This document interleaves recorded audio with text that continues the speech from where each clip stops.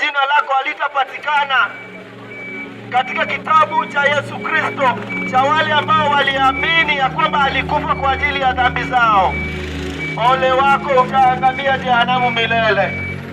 Kwa hivyo asubuhi ya leo usiangamie, usikubali kuenda bila kumpokea Yesu, usikubali kung'ang'ana na haya maisha. Ndio najua ni ngumu, maisha ni magumu, ni mazito, kila kitu ni ngumu, haipatikani, pesa ni shida, familia ni shida, lakini jua hivi jehanamu ni mbaya zaidi ya vile unaona saa hizi. Hakuna shida umeona dunia hii, sio unadhani umeona shida bado.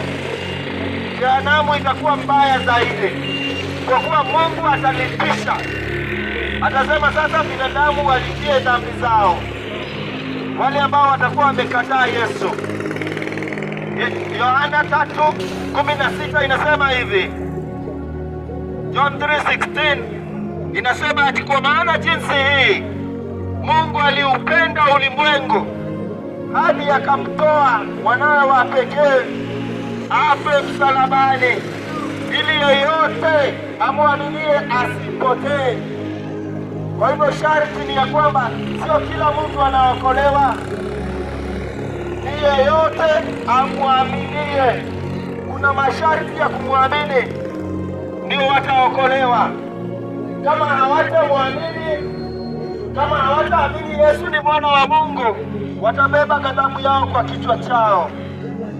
Na tunajua kwamba Mungu mwenyewe alimwambia Adamu, hakika ukikula hii matunda utakufa.